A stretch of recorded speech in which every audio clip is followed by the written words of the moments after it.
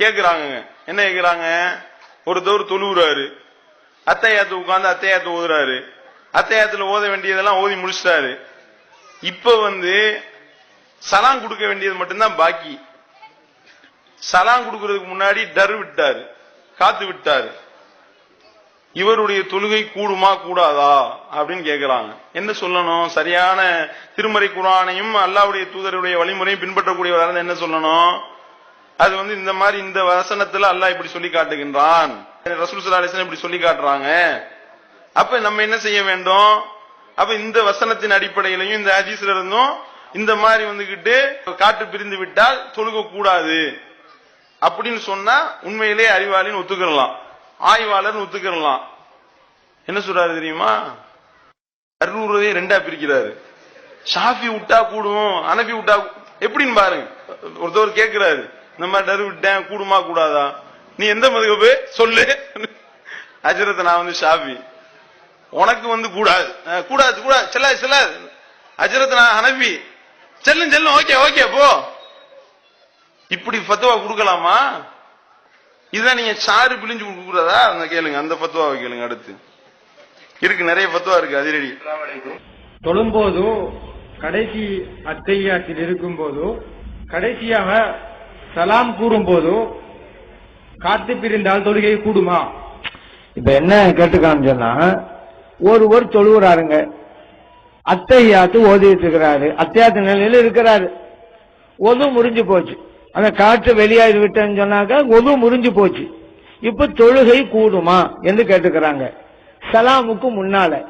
ஏன்னா சலாம் கொடுத்ததாதான் தொழுகை முடிஞ்சு போச்சுல. அது முந்தின சலாம் கொடுத்ததாலே போதும். ரெண்டாவது சலாம் சொல்றது சுன்னத்து தான். ஒரு நாள் முந்தின சலாம் கொடுத்துட்டான்னு சொன்னா தொழுகை முடிஞ்சு போச்சு. அப்புறம் காற்று வெளிப்பட்டால் பிரச்சனை இல்லை. இப்ப கேள்வி என்ன?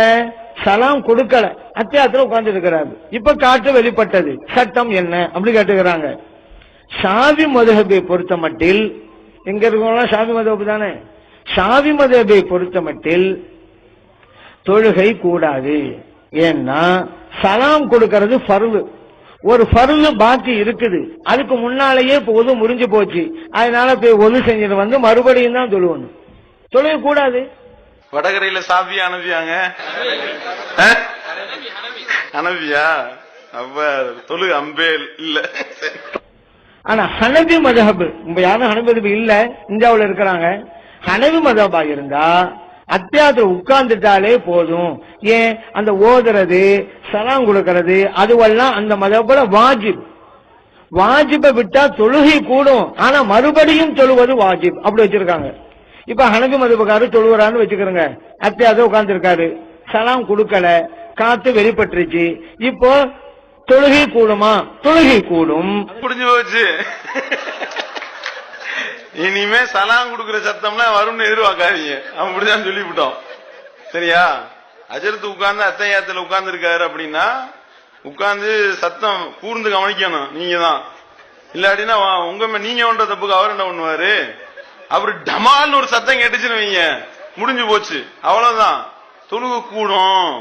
ஷாஃபியா இருந்தா அது கூடாது, பிரச்சனை இல்ல, ஒரு திருப்பி தொழ வேண்டும், திருப்பி தொழணுமா? அதையும் பாருங்க, தொழுகு கூடினுமா? அப்ப தொழுகு கூடினா ஏன் திருப்பி தொழணும்? தொழுக கூடணும். இந்த 500 ரூபா நோட்டு செல்லாது அப்படின்னு அறிவிச்சாதான் கொண்டு போய் பேங்க்ல கொடுத்து வேற வாங்கணும்.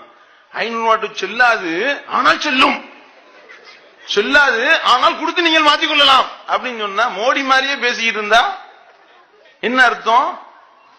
இது விளையாட்டுக்கு சொன்னது இல்ல, சட்டமாவே எழுதி வைத்திருக்கின்றார்கள். அந்த சட்டத்தை வாசிக்கிறதா பாருங்க. என்னன்னு கேட்டா முன்ன பாரு பின்ன பாரு, முன்னாடி விடி பின்னாடி விடுன்னு சொல்லிட்டு இப்படி ஏதாவது உழட்டி விடுவாங்க. அதுக்காகவே அந்த ஸ்கிரீன்ஷாட்டோடய எடுத்துட்டு வந்தாச்சு. ரத்துல் முக்தார் என்று சொல்லப்படக்கூடிய அந்த நூல்ல பாகம் 3 பக்கம் 400 வரிசையா தொழுகையை எப்படியெல்லாம் முடிக்கலாம் அப்படின்னு சொல்லிட்டு சட்டம் எழுதி வைத்திருக்கின்றார்கள். தொழுகையை எப்படி முடிக்கணும்னு நீங்க சொல்றதுக்கு உங்களுக்கு என்ன அதிகாரம் இருக்கு? அல்லாஹ்வுடைய தூதருக்கு அந்த அதிகாரம் இருக்கு, அல்லாஹ்வுக்கு அந்த அதிகாரம் இருக்கு. நீங்க என்ன செய்றீங்க? தொழுகை எப்படி முடிக்கிறதுனா ரசூல் ஸல்லல்லாஹு அலைஹி வஸல்லம் சொன்னாங்க, தக்பீர் தஹ்ரீமாவை கொண்டு தொழுகை ஆரம்பிக்கணும், தஸ்லீமை கொண்டு தொழுகை முடி, சலாம் கொடுத்து தான் முடிக்கணும். இதுதான் ரசூல் ஸல்லல்லாஹு அலைஹி வஸல்லம் சொன்ன அடிப்படை, இதுதான் இஸ்லாம், இதுதான் சரியான வழிகாட்டுதல். ஆனால் என்ன செய்யறாங்க? அது தொழுகை எப்படி வேணாலும் முடிக்கலாம், எப்படிலாம் முடிக்கலாமா? அதாவது அந்த தொழுகை முடிந்த மாத்திரத்துல ஒரு பரலான தொழுகையை உடனே தொழுவலாம்.